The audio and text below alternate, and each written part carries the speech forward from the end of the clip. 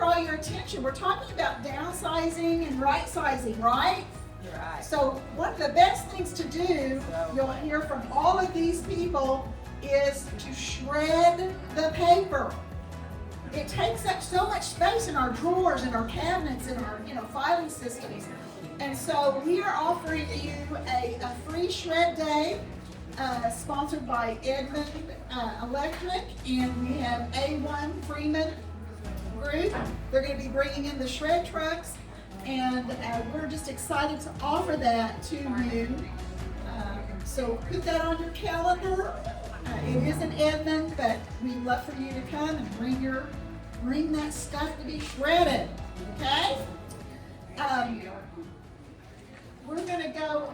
Ashley will be here soon. I'm sure she's coming. She's coming. Oh, here she comes.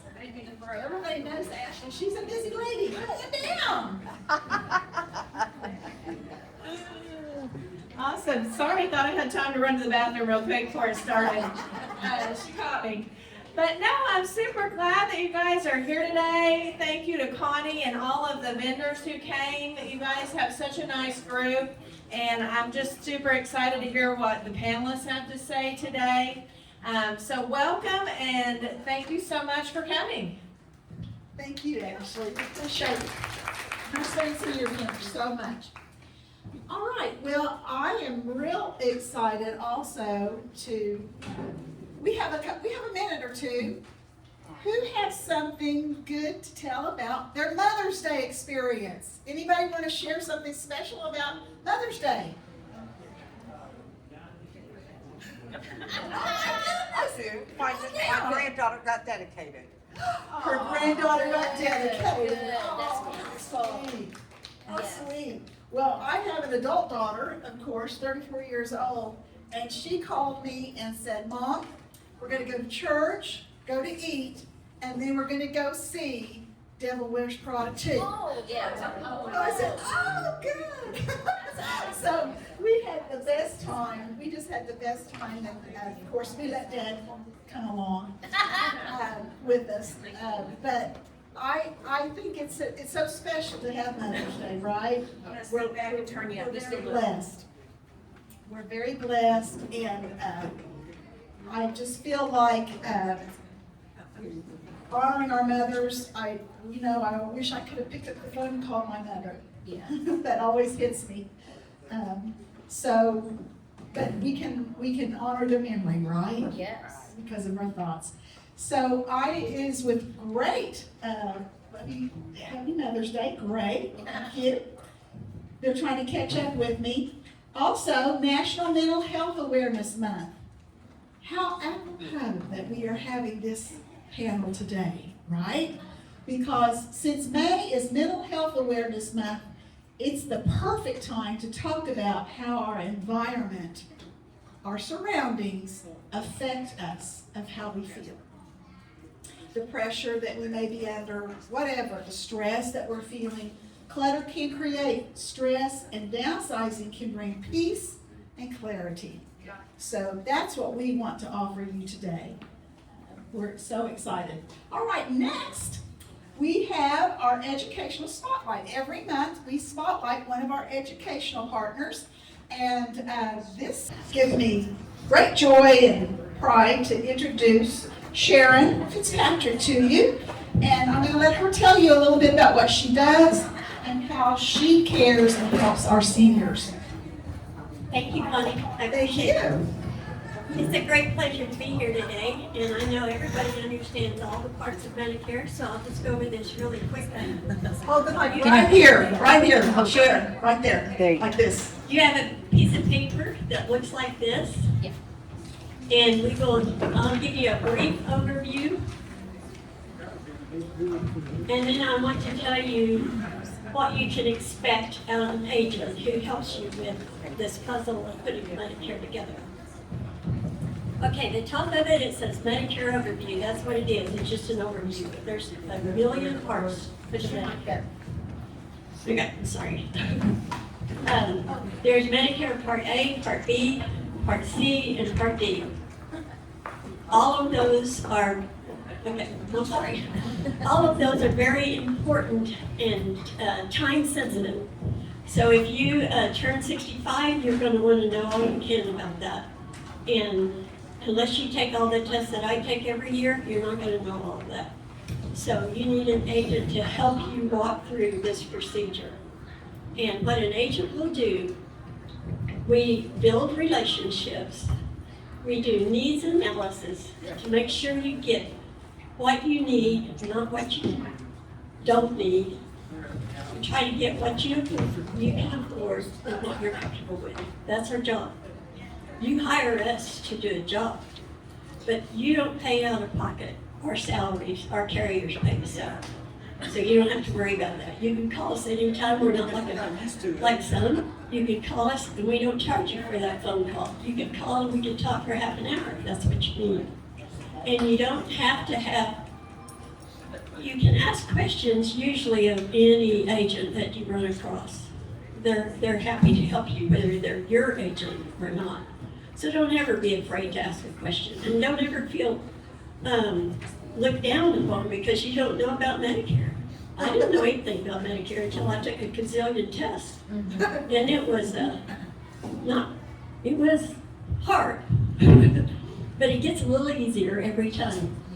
We take tests every year to make sure that we bring you up to date on everything that's going on with Medicare. And I'll tell you what I got to do one time that just made my day, made my year. I had a client who got a bill, and one of the things I tell you, when you get a bill that you don't understand, do not pay it.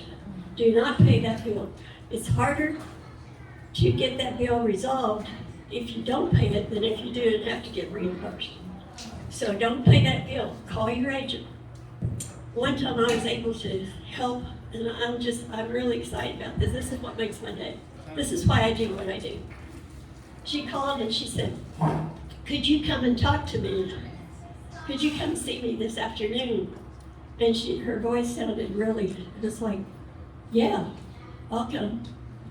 And so I went to her house and she showed me this bill, or she showed me something that she got in the mail from Integris. And she had cancer 4 or 5 years ago. And this was, and she was scheduled for a CT scan, but they wouldn't let her have that CT scan because she owed a $7,000 bill. And it's like, what? She had no idea that she owed $7,000. And she's not a lady who doesn't pay her bills at all. So I started calling and calling and calling and calling.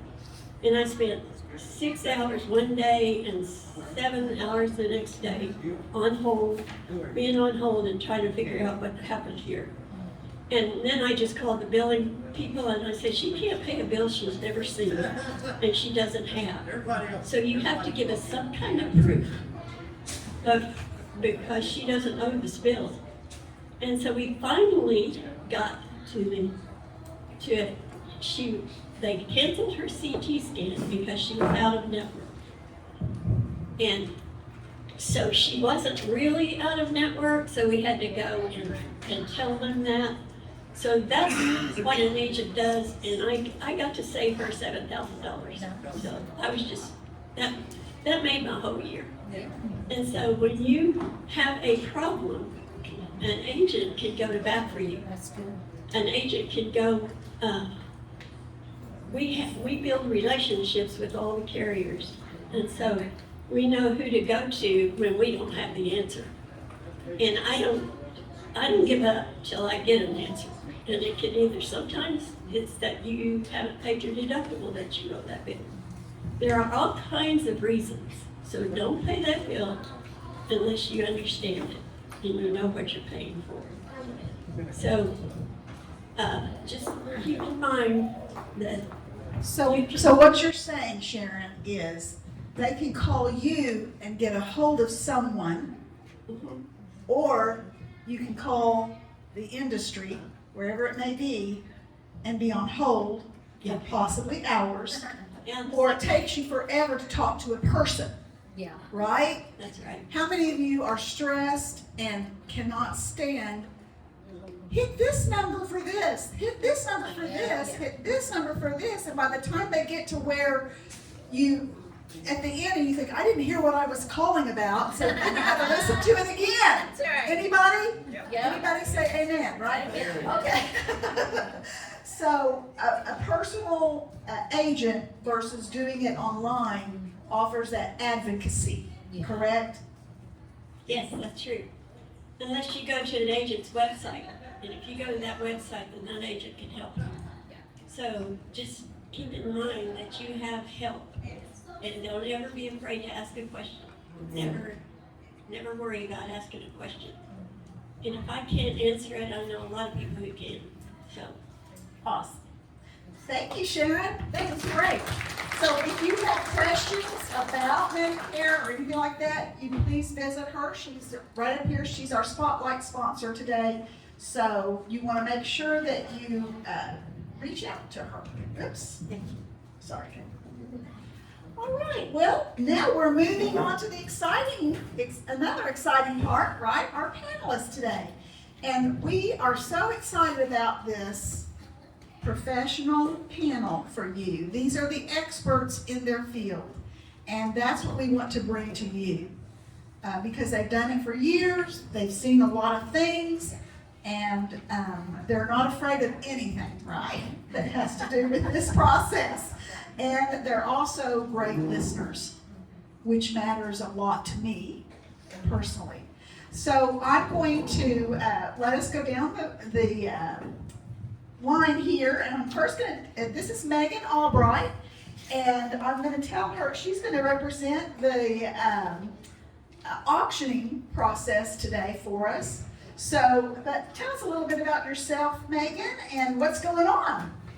Okay, thank you, Bonnie. Thank you all for having me. My name is Megan Albright. I am with Wiggins Auctioneers and Realty, and we specialize in helping people get rid of any of their assets that they might have. So that includes personal property, of course, like Connie said, that's always something that everybody has to deal with. And we handle minerals, we handle a lot of land, and then we also handle just traditional real estate. So we're very well versed in all of those things and liquidating them through the auction method. I grew up by Enid, and that's where our home office is, and then now I run all of their Oklahoma City area metro auctions and live in Edmond with my two boys. I have a 9 and a 3-year-old, and so that's what I spend a lot of time That doing. keeps you busy. Yeah, and my husband. That third boy, right? Okay, next we have Shelley Chappell. She is the CEO and founder of Clutter Free. Hello, everyone. Clutter Free was designed to help you move forward in your life. And we are an 11-year-old company. We have 20 team members, and we do an array of home services. We have a little bag with all of the services we do and some goodies, so please be sure to get that today. And we do everything from deep cleaning, organization, estate sales, packing, unpacking, moving, hoarding services. So a lot of our clients may utilize us and then have 5 different services that they utilize us for, and it is very, very good. And we pride ourselves on being very compassionate, caring, and letting you be the boss. And we work for you, and we're very thankful to be here today. Thank you so much, Shelley. We're excited to hear from you. Next we have Patty Hanlon, and Patty is with, she's the business manager for Senior Transitions.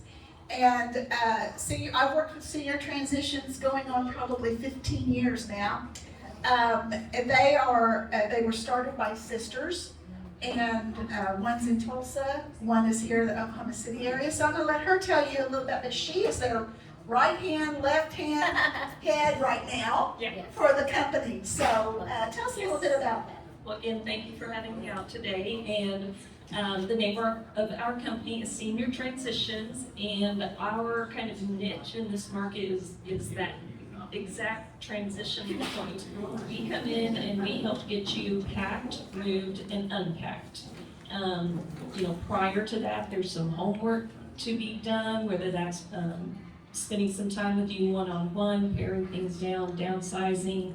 But then once you are ready to actually move, what we do is a 2-day process. Day 1 is we show up, we get you packed and ready to go. Day 2 is the moving and unpacking, and you will sleep in your bed that evening. I have a great team, and we want to work alongside of you. We don't want to come in and just bulldoze you over or steamroll you over and make all the decisions. You are part of our team, and we want to work with you so you can transition smoothly into your next place of living. Awesome. Next, we have our realtor, Terry McQueen.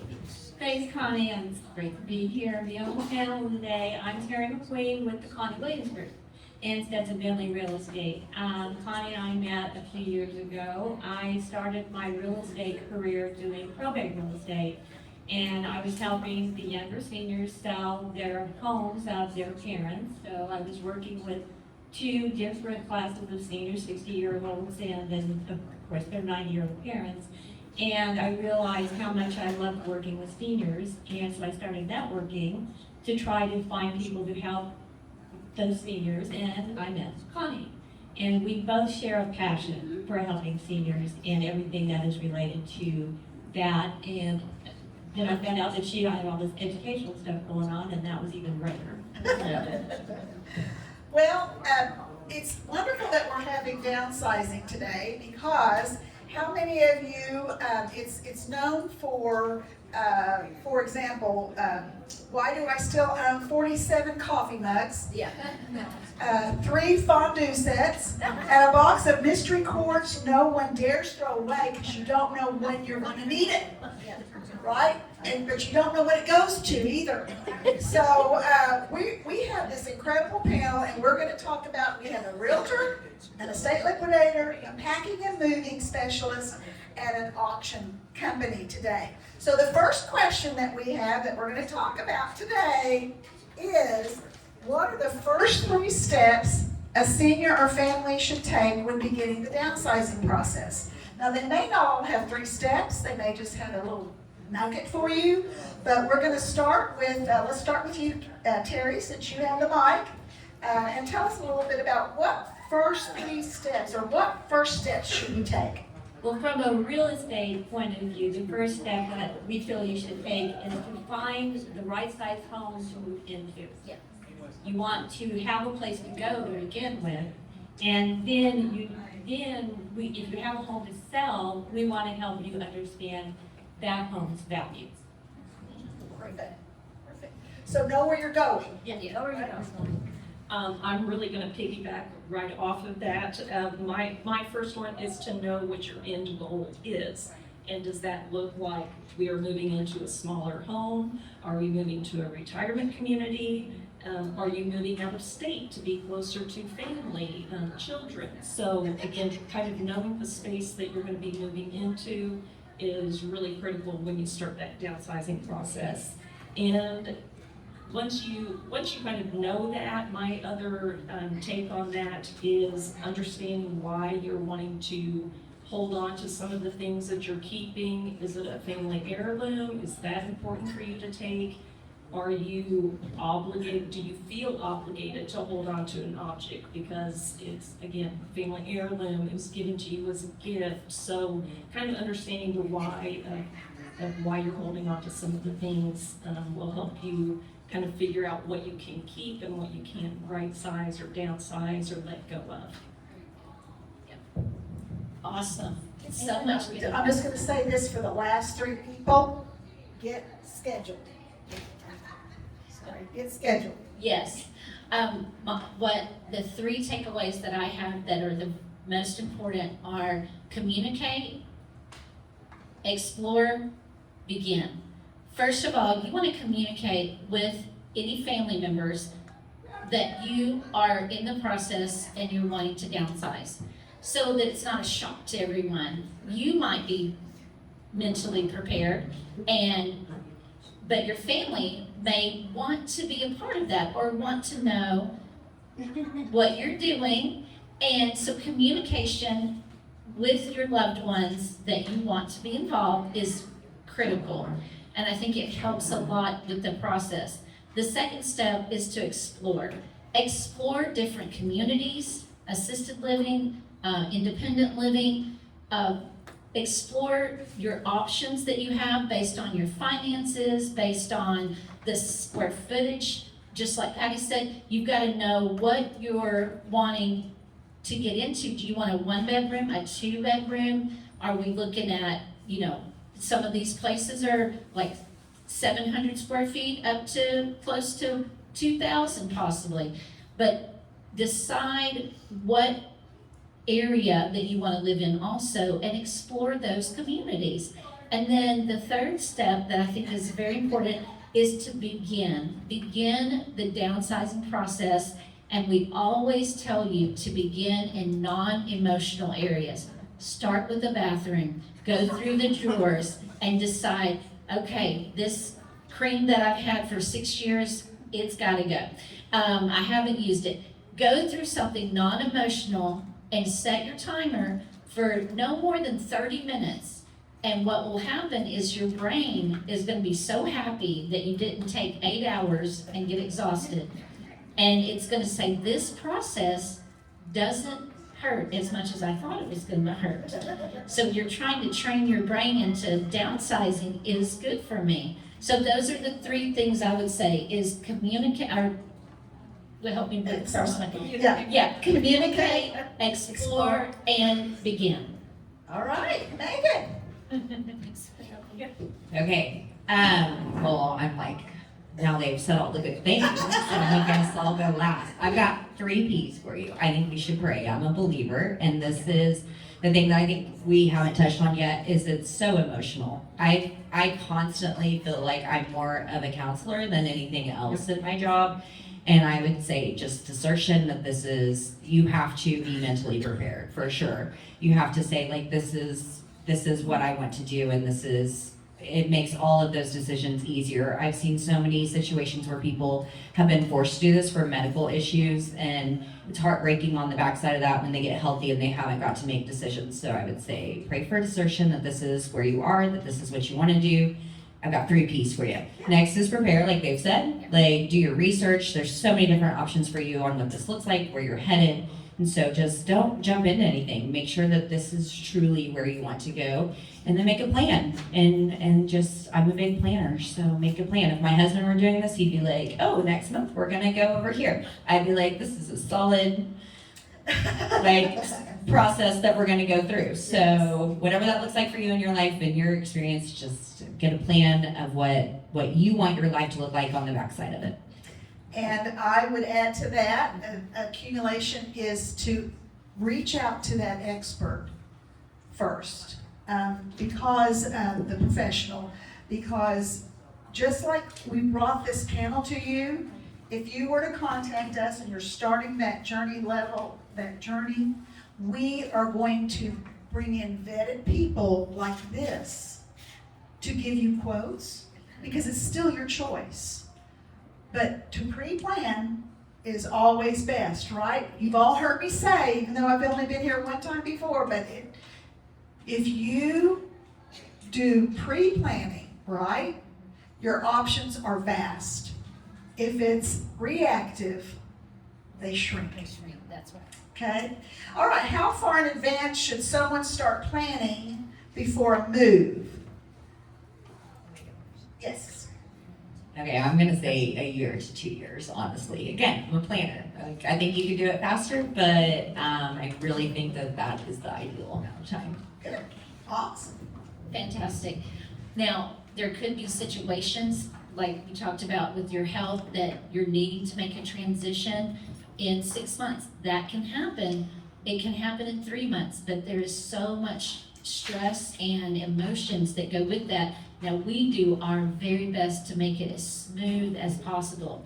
One of the things that I share is I think a lot of people downsize 10 years too late, because a lot of people will wait until they can hold on as long as they can, but then they start having some physical difficulties.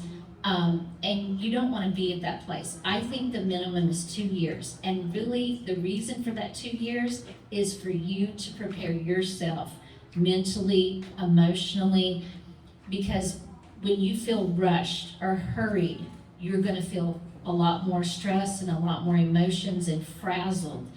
And we've done it. We've helped people in these transitions in, a week's time, 2 weeks' time. It can happen.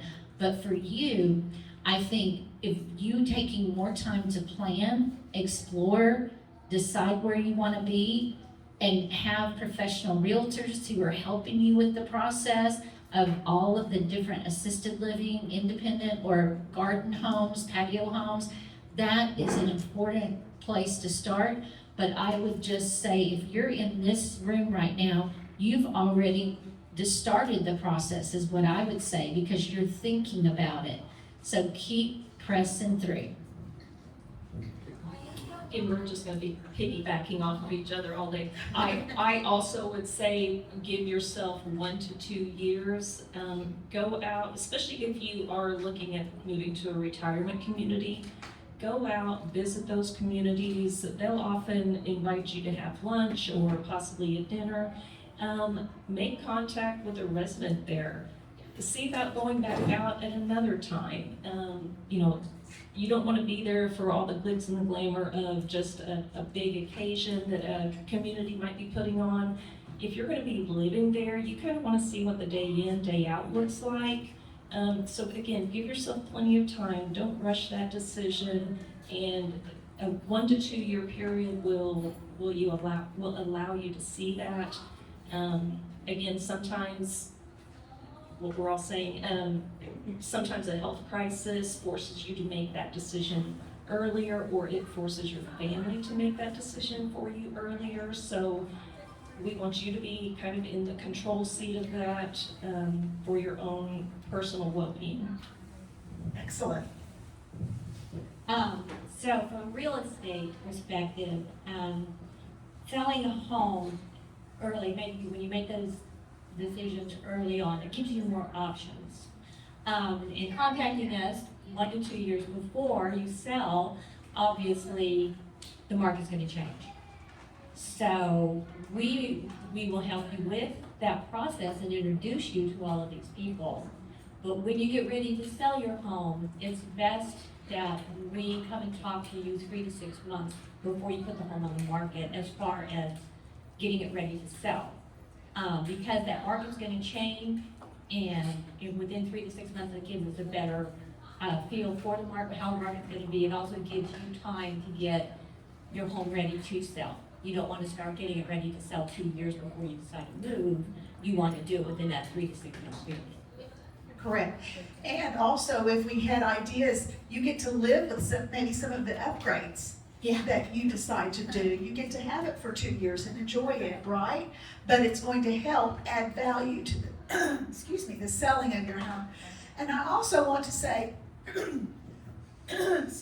we're not just here promoting that we sell your home, but the lots of times that's your most higher asset, right? Your most valuable asset. Your most valuable asset. So what that helps you do is it lets you know possible amount that you would be netting from selling your home. So when you go visit these places, because we can do what we call a CMA, which is a comparative market analysis, every 6 months for you to see what's happening with your house or whatever. It's complimentary, right? It's complimentary to you.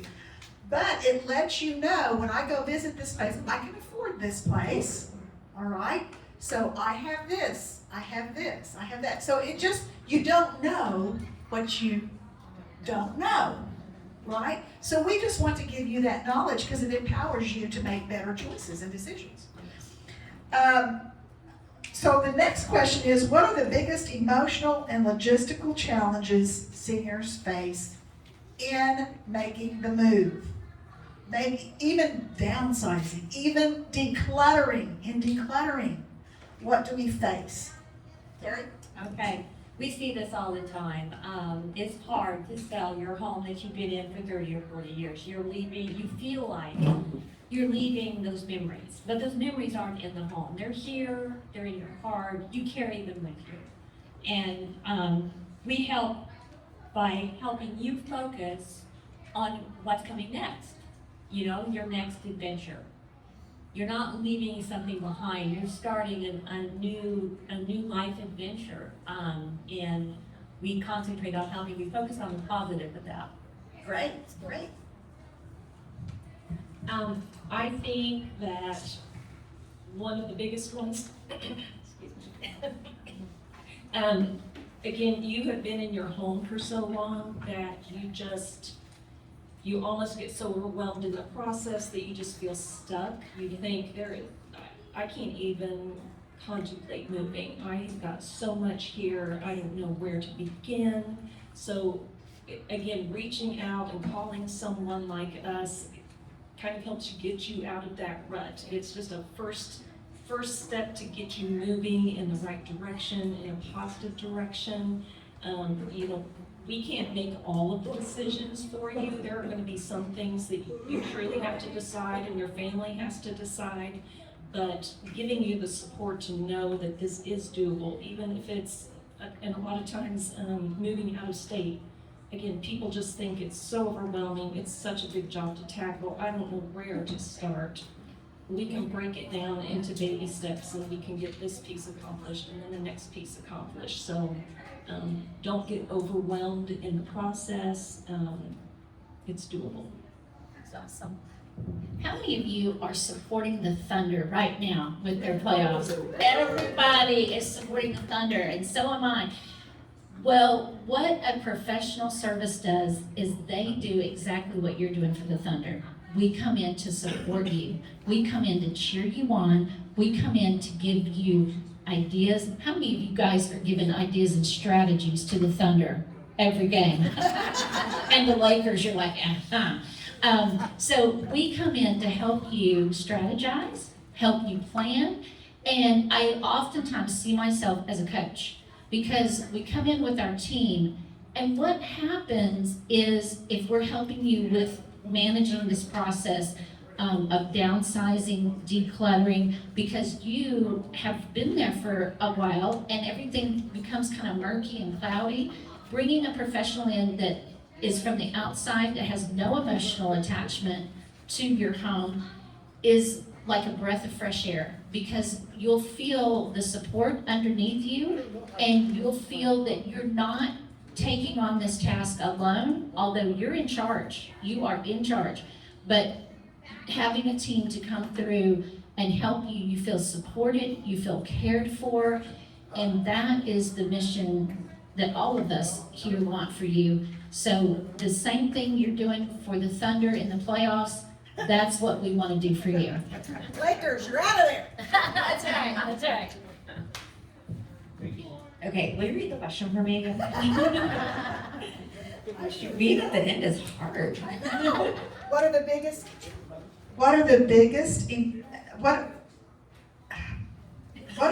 emotional and logistical challenges seniors face?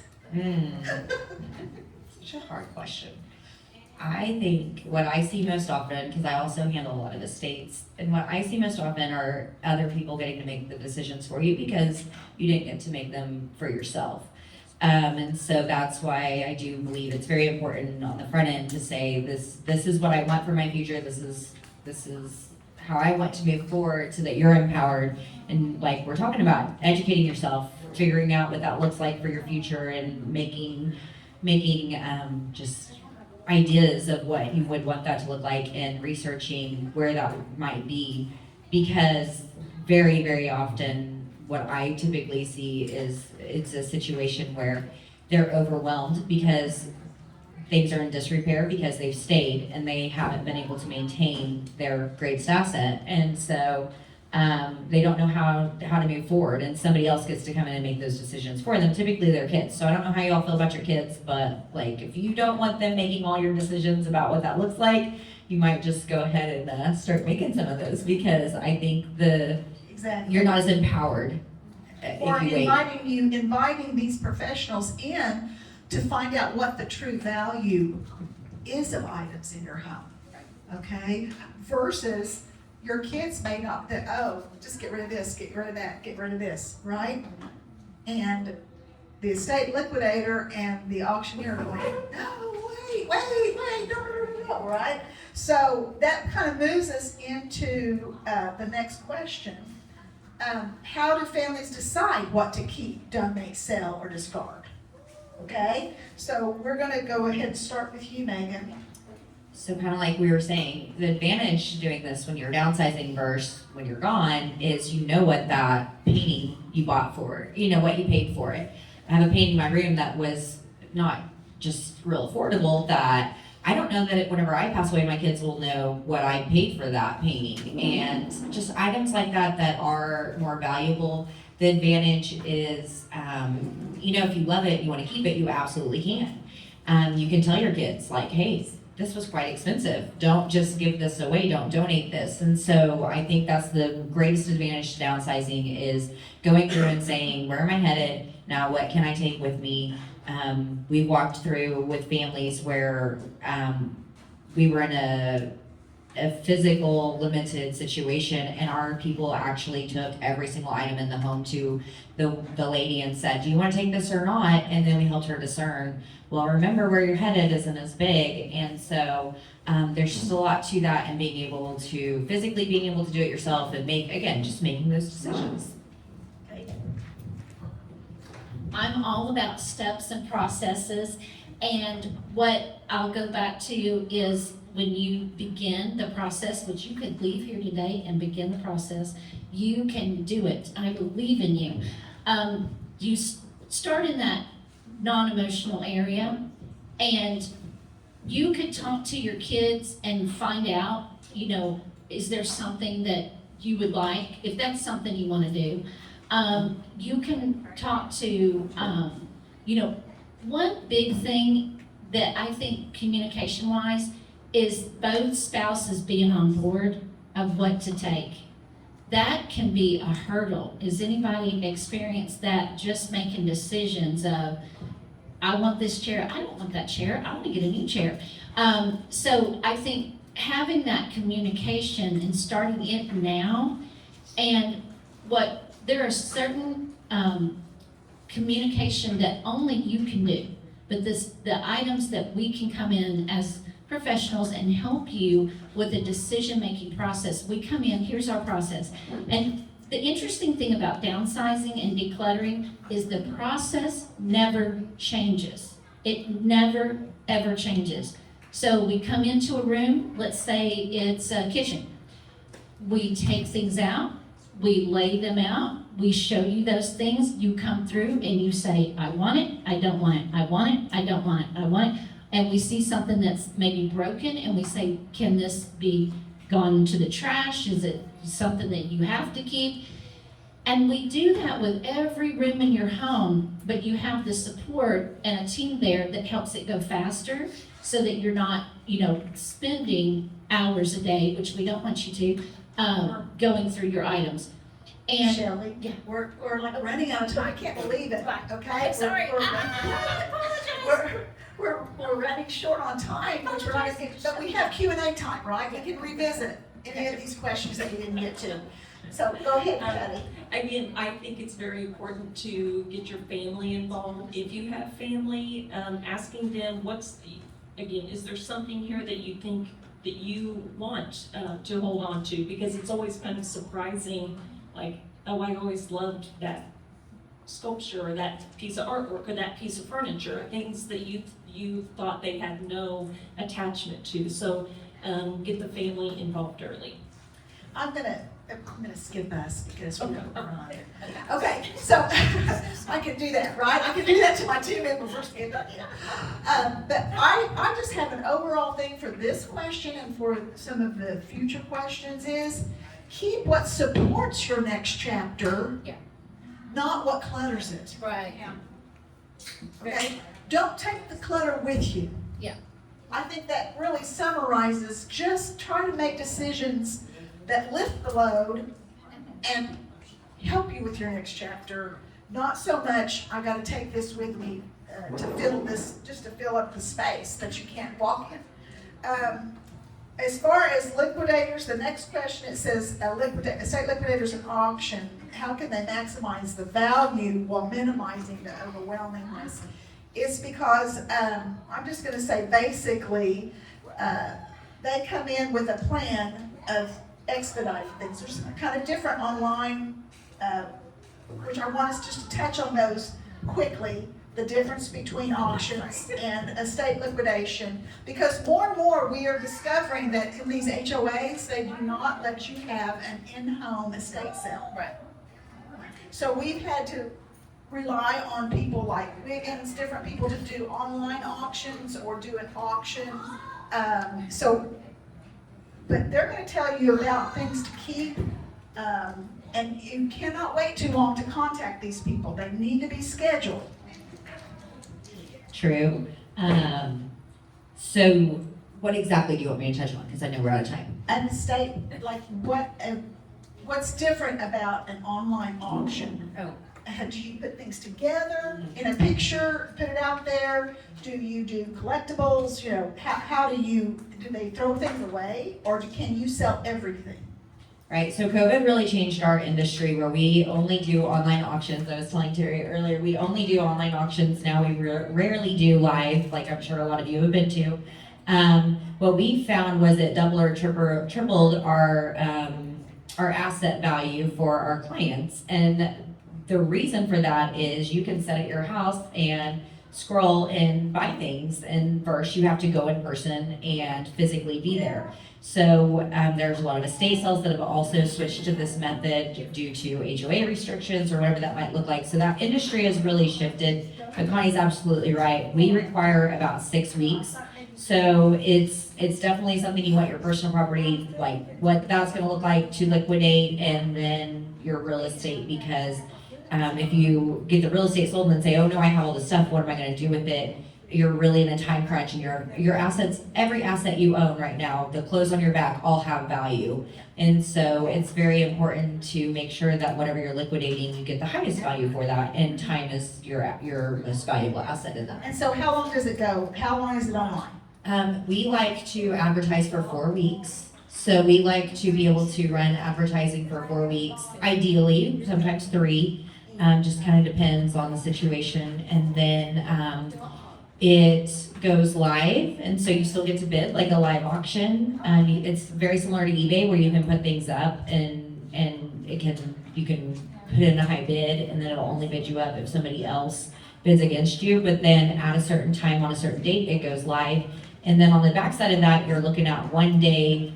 We typically have one open house where people can come see all the items, and then we have one loadout day. Typically, again, if they're larger estates, we might have to do 2. But you'll only have people in your home twice versus, 3 days, 4 days, whatever that might look like, and then people stealing things and stuff like that. Everything in our situation is inventoried, accounted for. You get a sheet at the end of it of what every single item sold for. We help you with anything that might be left, which we rarely have.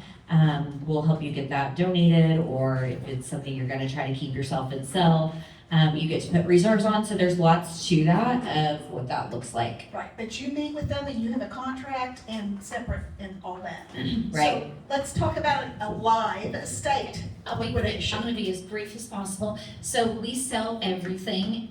We will throw away anything that we think is expired or trash. And we usually need anywhere from a week to, I would say, 9 days to prepare for your estate sale. And then you have choices in our contract of what to do with the contents that are left. Most people choose to go with the donation company that we have that comes in, and in 2 hours, everything's turned around. And then we can offer a deep clean service to get your house ready to go on the market as well. Okay, so, but also when she says that they sell everything, half bottles of lotion. Yeah. Perfumes. People say, oh, I always wanted to try that Coach perfume, right? Yep. But I didn't want to pay whatever it may cost. That's just an example, okay? So they get to walk through and purchase things, right? So that's a big difference. They get to see it, they get to touch it, and go forward with it. I'm gonna skip down real quickly to, I'm cutting for my time, we're not losing any time for your questions. How does moving and packing professionals create a safer, smoother experience? Patty, I'm gonna let you address that for us, please. Yeah, we can come in and be very objective about your things, the space that you're moving into. Again, if you're going into a retirement community, we're in a lot of those communities here in the Oklahoma City area. I'm very familiar with those floor plans, and I'll have you walk me through and show me what you're wanting to take, and sometimes I can tell even before we're finished going through the home, oh, we are taking way too much. So I'm going to let you down kindly and gently, but telling you that that's not all gonna work. We are gonna work together to figure out a floor plan, figure out what you can take into that new space, but we want you to rely on us, to trust our suggestions when we are laying some things out, because we have moved folks in there. We've seen the other side of people deciding, I'm just gonna take it all and I'll go through it later when I'm there because I'll have time to do that. That just puts you, it already puts you behind the 8 ball, and we're kind of defeating the purpose of getting you moved there with the things that you need and the right things that you need in that space. So trust us in that process. I know it's hard, it's your stuff, you don't want to let go of it, you're attached to it. We understand that, we empathize with you on that, but we also want you to be able to live a full life in the new space that you're going to be moving into. Great. Great. We're gonna come back to question 8 and 9, but if I can draw your attention we're just gonna take a break real quick here, some housekeeping. If you find the real bright yellow piece of paper, can everybody pull that out and wave it to me? All right. Can you grab that pen and start filling that out? That is how we know what your desires are, what your ideas are, and how we're doing and coming forward. And if you would like to speak with any of these people, any of our education partners on a private consultation, just put it down there. I think it's later on in the feedback. But please fill this out and return it to our table right out here. Alice will be waving her hands and getting all of those feedback from you. So please fill those out. We appreciate it. There's Alice. Yay! So please turn it in to her. We appreciate you being here, and we would love to send you a little thank you. So please fill that out and get that to Alice by the end of this thing. And then, again, I want to draw your attention to our free shred day, June the 12th, 8 to 2 p.m. You can bring up to 2 boxes of shredding. They will take it out of your trunk, dump it in the big eater, and it'll be gone. Right? You'll drive away a lighter load. Right? You have done that. You're those first steps. So thank you so much. Now we're going to move into, if you will continue filling out that feedback for us and get that to us, we greatly appreciate it. We're going to start with the Q&A, and before we start with your Q&A, I just want us to look back here on number 8. What services are available for out-of-town families? You know, they mentioned earlier, sometimes we as seniors, we want to move close to our grandkids, right? Maybe not our kids, but our grandkids. So that's like a priority, right? So is that available? Is that even an idea that can happen? Well, I've talked to some of our education partners, Concordia, Spanish Code. There's people that have moved in there from all over because their kids live in that area of town. And they're moving from Michigan, from Texas, from all these different places, and they're coming to these communities because they research them and they come and visit. When they visit their kids, they visit them. So is this a possibility? Is this a possibility for our systems? So I'm going to start with Terry on this because we can coordinate with realtors to sell their home even where they are. So, Terry. We can do virtual tours, we can even start with the street, doing a virtual tour and take you down the street, take you around the neighborhood, then take you through the house. And also, we provide electronic signatures. Everything can be signed online through Dotloop. Dotloop and DocuSign and all kinds of things. And it's encrypted and it's safe. And also we have, we have contractors that can help, that we have vetted people that can help with repairs and things, but it's an electronic world, and we can do everything electronically, virtually, and even in real estate. So I used to do relocations. I moved people from the East Coast. They had never even stepped foot in the home, and they bought the house, and they're still there. This was 10 years ago. And I am a certified senior housing professional, so I have known people almost in every state that do the same thing we do. Not every realtor does this boutique of services, of hand-holding every step of the way. We're there for you, all of that, but we have been trained differently.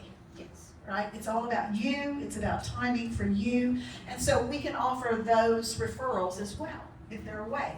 If you are moving away, you could go ahead and use these people, move to where you're wanting to be near your adult children, and we can take care of everything, like she said.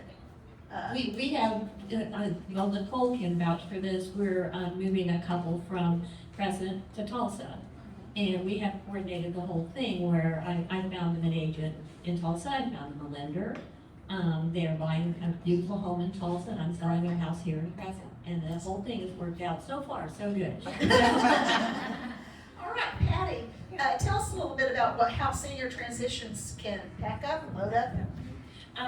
So we are also part of a national organization, so we can, same kind of scenario, if because again, everybody seems to really get caught up on the I can't pack everything, I can't move everything. We have people like us in place in other states.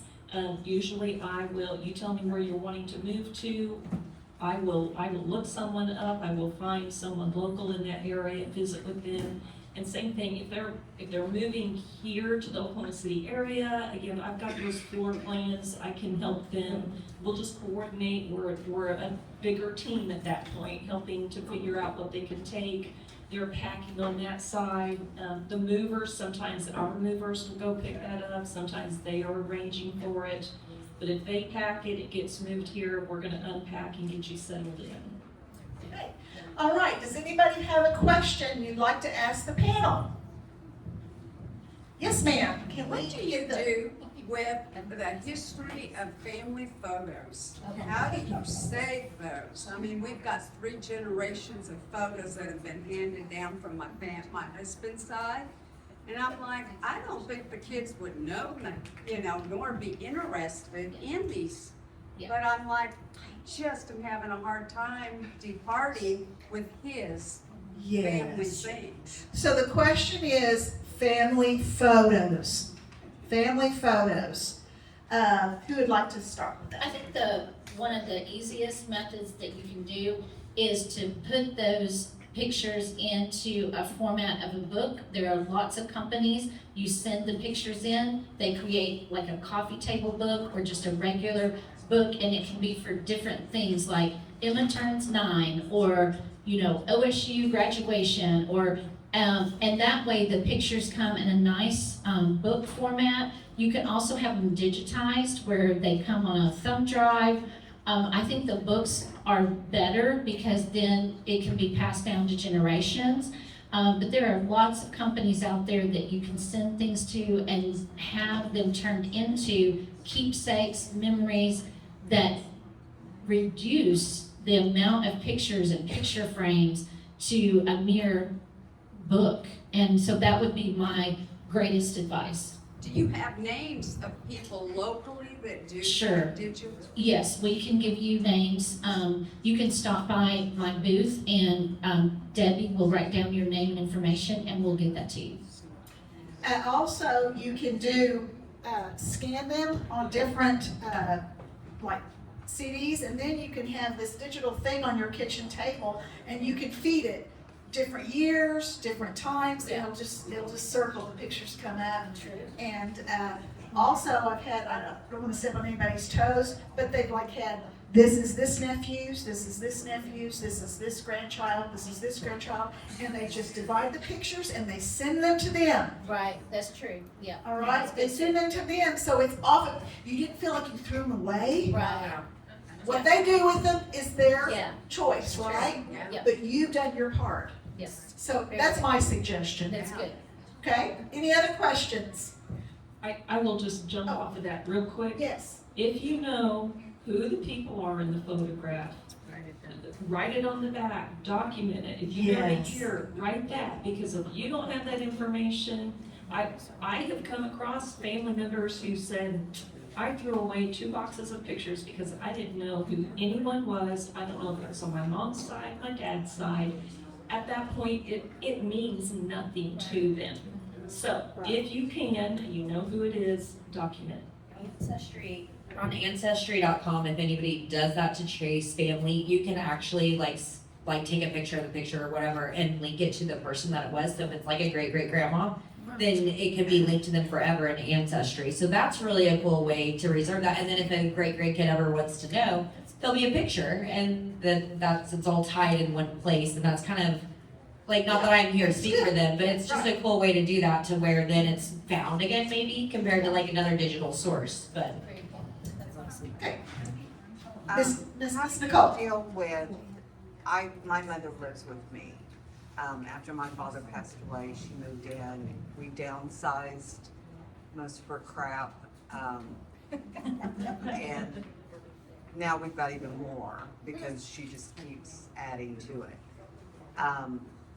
We're doing the picture thing now. I'm taking a bunch of pictures to my brothers and all of them.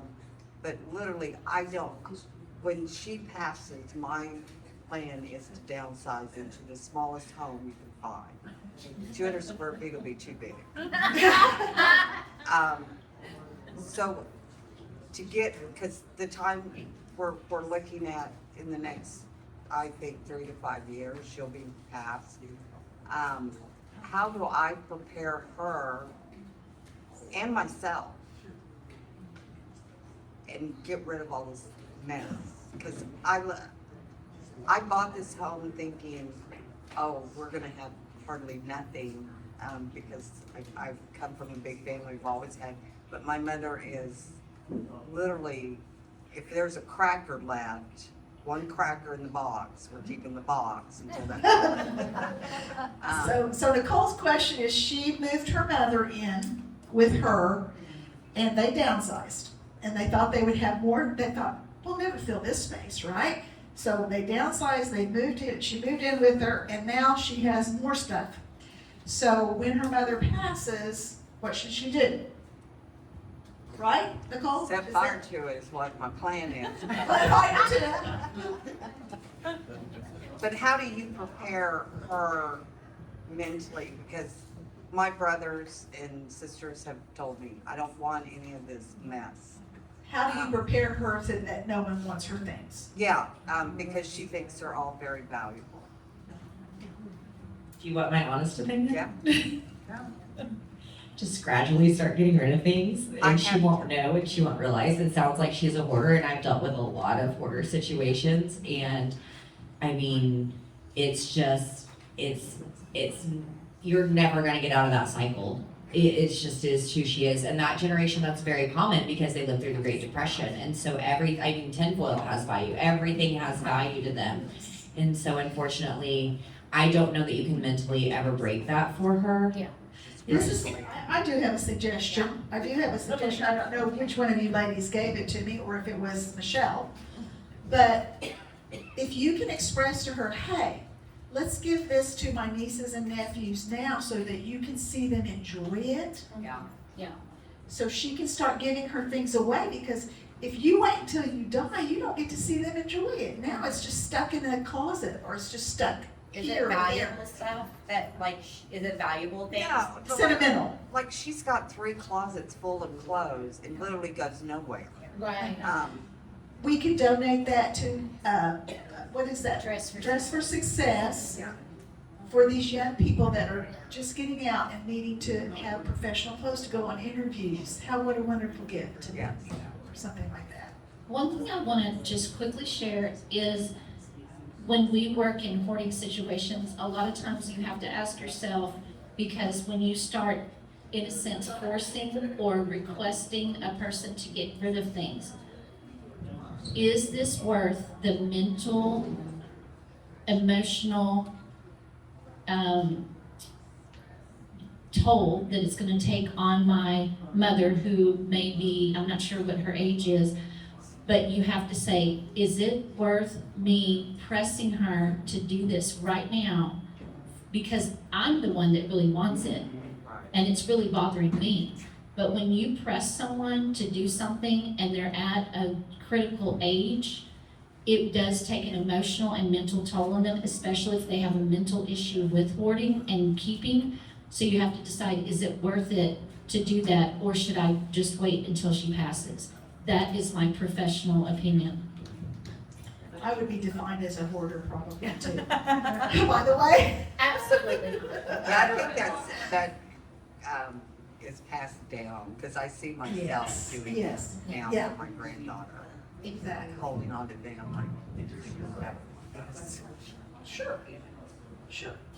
And suggest to all the family, like we just had Mother's Day, don't bring Mother more things.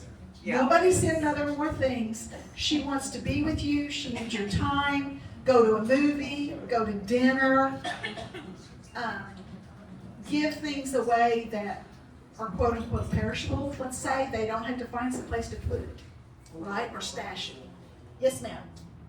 So for the ladies that do the estate sales, how do you determine how much you charge? Is it like by the size of the house? Is it a flat fee? Is it a percentage? And then the lady that does the moving, how do you determine what you charge? Is it the square footage of the house, bedrooms, all of that good stuff? We, in our estate sale, we do a contract, and it's 55-45 split, so you receive 55%, we receive 45%. 10 years ago, you might find somebody that's doing like a 30-70 split, but those days are gone. And so this is kind of the standard that we do now, but you don't have any upfront cost. It's just you get a check at the end, and that's the way we do it. And then in our brochure, you'll see that you have, it goes over our moving prices as well.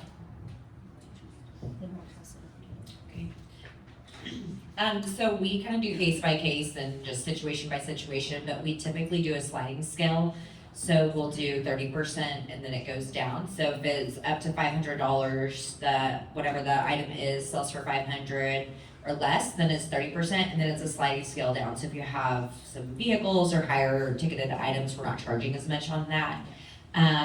But again, we really assess every situation. We have situations where I just helped a gentleman that was moving to Florida, downsizing, all the things, and we sold a very small portion of items for him. So we're gonna charge differently on that than what it would do to be a full liquidation type situation. So we really just kind of discern. Case by case. Yeah, case by case, thank you. So let me just say too, on that situation, that's where the free consult comes in, the free quote. Because the most important thing is for them to step into the area and see what you're taking and what you're not taking, so that they can give you a better idea. And again, ours is gonna be a case-by-case situation too. It depends, there's so many factors and variables that go into that. Are you moving mom into a 1-bedroom apartment? Is she going into a 2-bedroom apartment? Is she on the 3rd floor? Where's the elevator located from where her apartment is? Because sometimes it's the opposite end of the building, and it's gonna take a long time to get all those items up there. Is there a curio cabinet? Is there a china cabinet? Things with a lot of breakers. Those things take a lot more time to get packed up. So the consult is really, really important for me, so I can see and assess what you're looking at. So again, it varies. The best way to answer that is let me come take a look, and then I can give you a pretty good idea then of what that overall cost will be. And I'll just add, if we do firearms or we do cars and stuff, of course our percentages are gonna be lower as well. But a lot of our estate sales are just the stuff that's left behind in your home. And it's not, we do a lot of estate sales that are not super high value, but a lot of estate sale companies won't touch some of the estate sales we do because they wanna make at least $10,000 profit or more. And we work in conjunction with Connie and other realtors to help, because it's a big deal to get rid of all that stuff. And so if you can make some money along the way, we're happy to help you with that. For example, pay for their move, right? Yeah. Yes, go ahead and share with us. Oh, I just was gonna say, my advice on that whole situation is unless the person giving you the quote, whether it's any of us or you're using somebody else, unless they're giving you a net to seller of what they're anticipating you're going to make off of your real estate, specifically off of your personal property items, like you want them to come in and tell you what they think your value is and what you're gonna profit from it. Because sometimes there's hidden fees and costs in that, and you just wanna make sure that you have a very good idea, and that's standard in our business. And one thing that we offer as far as the boutique of services, we bring in more than one person. We love these people, but we think it's important that you have a choice, right? And you need to interview more than one person. Because you don't know what you don't know. And so get with those people, learn from those people. Also, I would say, they are very good and they're very apt about giving you a ballpark figure. And I have very rarely has it not been, they've made more than they thought they were gonna make. Yeah. Or that it blows, I mean, they knew exactly what they were gonna, to pack, move, and set them back up. Yeah. They have it, it's the same, is the quote. Majority of the time, that's the case. So, yes ma'am, did we answer your question? Well, do you guys have local experts that you work with, like if there's painting? Pricing. Trying, some Yes. pricier. Yeah, sure. Yes. Yes. If they're not the expert in that field, do they bring in people for jewelry? Do they bring in Yes. people for, yes. Absolutely. Yeah, in our industry, there's like houses that specialize in things. So I had an antique doll collection in Midwest City that I handled a couple of years ago. And there was actually an auction company that came in and took $60,000 out of an 800 square foot home and antique dolls. And then we just liquidated whatever was left. And that auction was wild because we sold to Canada, like all over the country, these antique, we had a lady fly in from South Carolina. And so every situation is different. And yes, like, again, they're not saying, hey, you have this collection, you need to refer it out. Paintings need to go to Dallas to a house that specializes in that. And so, again, whoever your liquidator is, they should be suggesting that and not just trying to keep it for themselves, if you will. Any other question? Other questions? Okay, I have one. Yes, ma'am. I am downsizing to move to another location, and some of the stuff I'm not sure whether you can throw it away in the garbage or whether you should donate it. Is there any list of where you think you should send it or take it, or? Like I just found a bag of telephones, portable phones for inside the house. Nothing wrong with them, but there's a whole bag of them with cords and all that. So, do I give it to Best Buy? Do I give it to other people or just pictures? Okay. Google can share, you can get a lot of information from Google. What do I do with old telephones, Oklahoma City? What do I do? Give me a list of what are hazardous materials. And where do you live? In Mustang? No, I live in Oklahoma City. Okay, so like the Oklahoma City hazardous waste facility is free of charge. You can take paints, old, chemicals and stuff. And they have a list of what they will take and what they won't take. And Goodwill also has a list of what they will take and what they won't take. So like these big bulky TVs, they're not gonna take it, you're not gonna find anybody to take it. What you're probably gonna do is hire a company for all of the things that Goodwill and hazardous waste doesn't want, and then like our company takes it to the landfill. So I would Google some of those specific things and get those answers, but check out Oklahoma Hazardous Waste Facility, get a list from them, and get a list from Goodwill of what is acceptable to take and what is not, is my advice. Thank you. I would just say again, I think I would have a professional come and help you, because like we can sell oil and things like that at auctions. Like people, even though you might consider that a hazardous waste, people will buy it because they need it and they're getting a good deal, like the lotion situation. And so again, I would kind of get some opinions on what it is. But yeah, Google image search is great to, on our situation, we like our lots to all be worth $25. So when you're going through things and deciding what's trash and what's not, be like, okay, can I put this with something else? And I would personally buy this for $25. And if it's a no, then it's trash, and, donate it or dispose of it. So it doesn't hurt to have the professional come in, because you might be surprised, you might fit the bill for an estate sale or for an auction. And they'll take care of it. They go through the drawers, you just move and let them come in and take pictures and set it up and. You can sit in the Sell chair it. and say, keep, I don't want it. Yeah, there you go. Okay, well, we're just gonna move on. It gives you more time to mix and mingle. Please fill out the yellow form, the feedback. Please continue with that. Next month, I am so thrilled about this. Time for learning healthcare resources.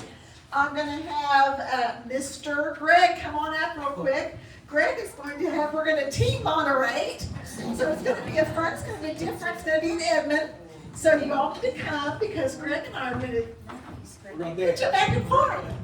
Hey guys, next month with my friend Bethany from Riding Home Edmond, we're going to put on a little seminar about where everything fits in the health industry, because you want to know that before you need it, because it's very important to navigate through that. We're going to have experts here from home health care, hospice, so people know about what you can do when you leave a hospital, and what we do is private duty care. So try to help you navigate through the whole system.